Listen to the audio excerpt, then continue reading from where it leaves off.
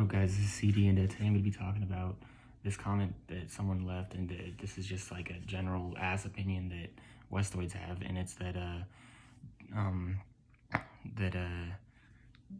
Dishirmi wasn't how I explained it, and that Serbs have no genetic similarities with Turks whatsoever. And so I'm not like happy to say this. I'm not like, oh, thank God we're mixed with Turks. I'm saying like this is just the facts, and that when people don't say them, it is just wrong. So basically, so just going in on the first comment that he said that Turks that Shirmi wasn't how I described it. So he linked to a Wikipedia that said that Jeff Shirmi was like stealing of Christian children. That did happen. That happened.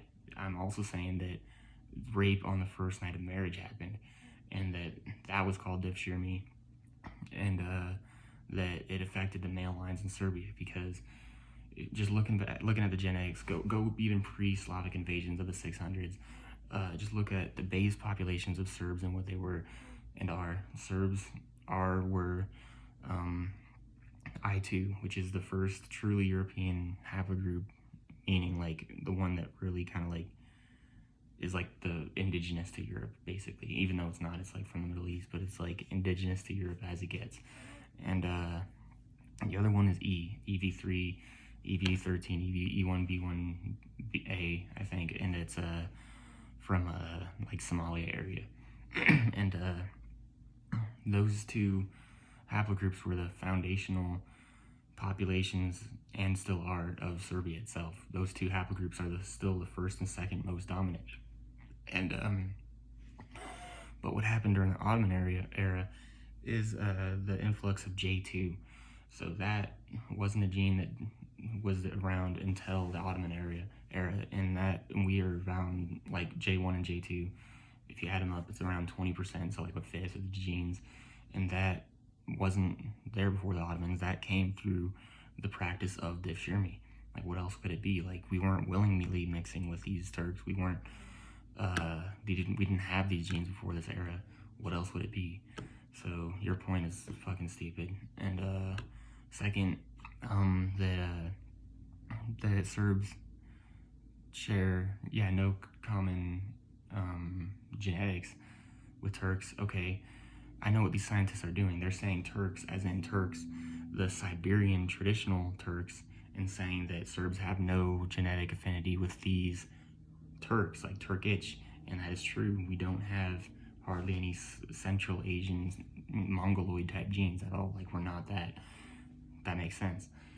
Unless, I mean, like, we're Slavs, and Slavs are all a mix of Sami populations and Russians, but we're not like we're not Turkish at all. So, or hardly at all. And because the Turks themselves aren't hardly at all Turkish.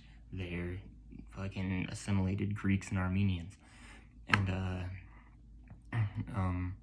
so yeah, when they came, and when they did all that, that affected the genes and everything. And since Turkey is like 3% or 9%, I think, in the Far East at most, Central Asian, it makes sense that Serbs share hardly any genetic affinities with Turkish peoples. But if you look at the Y-DNA haplogroup breakdown of Turkey itself, like Anatolian Turkey, you fucking it has tons of overlap.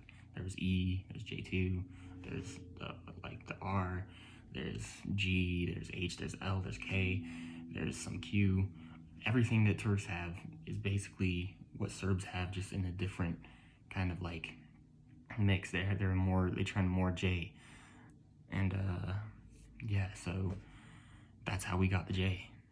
And it's not like I'm praising this. I don't want to be Turk. I don't particularly identify anything with Turk, really. It's like I'm completely like Serbian based, so